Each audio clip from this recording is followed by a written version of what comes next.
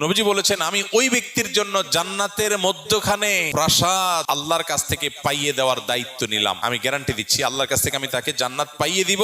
যে ব্যক্তি ঝগড়া করার উপলক্ষ তৈরি হওয়ার পরেও অন্যায়ভাবে তার উপরে জুলুম করা হচ্ছে, তারপরে সে কথা বাড়াচ্ছে না কেন? ঝগড়া বাড়বে সেজন্য। সে নিজেকে নিয়ন্ত্রণ করছে, মুখ বুজে চলে আসছে, কথা বাড়াই নাই, পুরা উল্টা পাল্টা বলতেছে, পুরা অন্যায় করতেছে। চাইলেই এখানে এটাকে নিয়ে সামনে বাড়ায় ঝগড়া করা যায়, কিন্তু সে ঝগড়াটা এড়াইতে চাচ্ছে, এই জন্য বলছে ভাই থাক, ঠিক আছে ভাই আপনি যা বুঝছেন ওকে। সে সামনে কথা বাড়াইতে চায় না। নিজের ন্যায়ের উপরে থাকা সত্ত্বেও, ন্যায়ের উপরে থাকলে সাধারণত একটু ঝগড়া করতে বেশি মন চায় না। শয়তান তখন উস্কায়, শয়তান বলে যে এই তুমি চুপ থাকবা, কি দুঃখে মিয়া। সে তো উল্টা পাল্টা কথা বলতেছে। আরে এসব উল্টা কথা মানা যায় নাকি? ঝগড়া করার পর কেউ জিজ্ঞেস করে ভাই এত চেঁচাচেঁতি গেলে, আরে ভাই কি উল্টা পাল্টা কথা শুনেন না, মাথা ঠিক থাকে। শয়তান যুক্তি দেখায় না। কিন্তু ইমানদার, বুদ্ধিমান ইমানদার যে ওই যে জান্নাতে আল্লাহ নবীর দায়িত্ব নেওয়া প্রাসাদের মালিক হতে চায়, সে কি করবে? সে সবর করবে। সে দেখতেছে উল্টা পাল্টা হচ্ছে, দেখছে যে কথা বললে এখানে ঝগড়া হবে, ঝগড়া হলে আমার মেজাজটা গরম হবে, তার চাইতে বলে ভাই ঠিক আছে ভাই।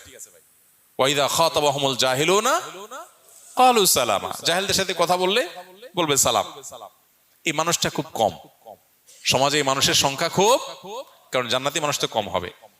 তাহলে এবার দেখেন, যৌক্তিক হোক, আপনার কথাটাই সঠিক, সে উল্টাপাল্টা বলতেছে, ফেসবুকে একজনে পোস্ট লিখছে, আর দেখলে মেজাজটা কি উল্টাপাল্টা কথা বলতেছে।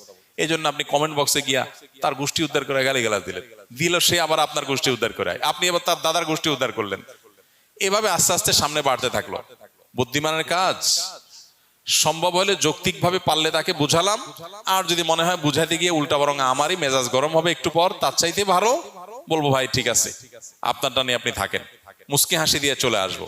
এটা হলো বুদ্ধিমান মানুষের কাজ।